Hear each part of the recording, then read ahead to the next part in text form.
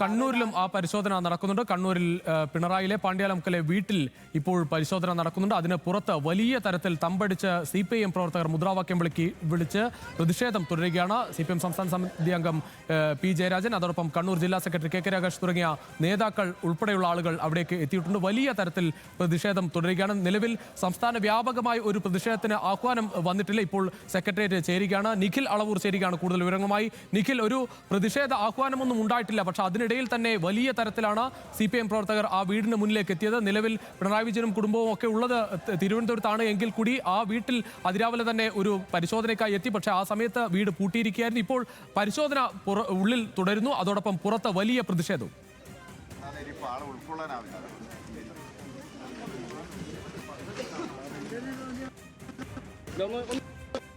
ഇത്തരത്തിൽ പരിശോധനകത്ത് നടക്കുമ്പോൾ നമുക്ക് വലിയ പ്രതിഷേധം, ഒരു നിറഞ്ഞു കവിഞ്ഞ ആൾക്കൂട്ടമായി മാറുന്നത് രുചിഷി പറഞ്ഞത് തന്നെയാണ്. ഒരു പ്രത്യേക ആഹ്വാനത്തിന്റെ മുകളിലൊന്നുമല്ല ഈ വാർത്ത കേട്ട് ഇത്തരത്തിൽ രാഷ്ട്രീയ പ്രേരിതമായി പിണറായി വിജയനെ വേട്ടയാടാനുള്ള ശ്രമത്തെ പ്രതിരോധിക്കുക എന്നത് തങ്ങളുടെ കടമയാണ് എന്ന് പറഞ്ഞു ഇവിടേക്ക് എത്തുന്നത്. നമുക്ക് ഒരുപക്ഷെ ദൃശ്യങ്ങളിലേക്ക് പോയാൽ കാണാം പിണറായി വിജയന്റെ വീട്ടിലേക്കുള്ള വഴി. ആ വഴിയിലേക്ക് ഇപ്പോഴും ആളുകൾ ഇങ്ങനെ വരുന്നത് നമുക്ക് കാണാം.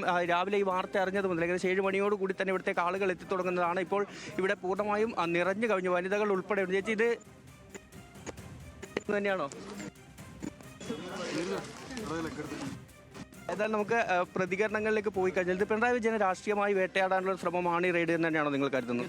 ഇത് ഇപ്പം തുടങ്ങിയതല്ല, വളരെ കാലം മുമ്പേ പിണറായി വേട്ടയാടാൻ വേണ്ടിയുള്ള വളരെ ഹിഡൻ അജണ്ട വെച്ചിട്ടുള്ള പരിപാടികളാണ് നടന്നുകൊണ്ടിരിക്കുന്നത് കാലാകാലം, വർഷങ്ങളോളായി.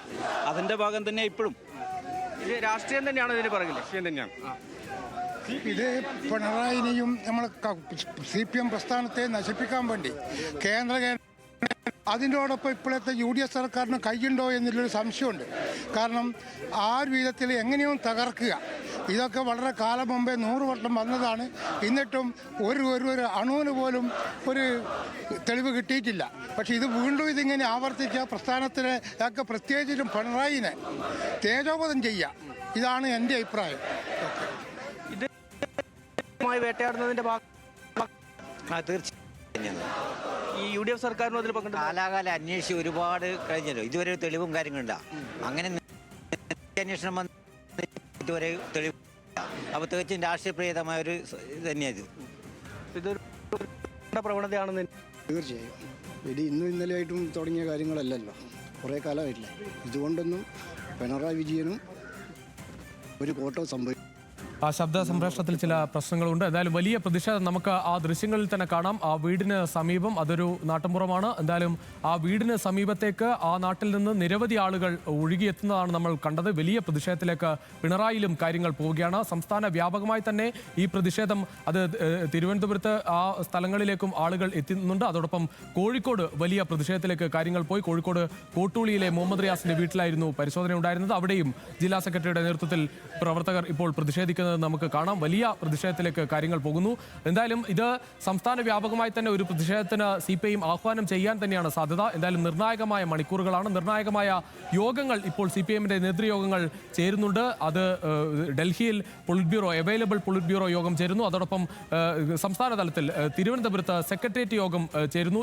ഈ 2 യോഗങ്ങൾക്ക് ശേഷം എന്തായാലും ഒരു പ്രതിഷേധം ഏത് രീതിയിൽ വേണം എന്നത് നേതാക്കൾ അറിയിക്കുകയും ചെയ്യും. ഇപ്പോൾ സരീഷ് PK കൂടി ചേരുകയാണ് കോഴിക്കോട് നിന്ന്. സരീഷ്, കോഴിക്കോടും വലിയ പ്രതിഷേധത്തിലേക്ക് കാര്യങ്ങൾ പോവുകയാണ്.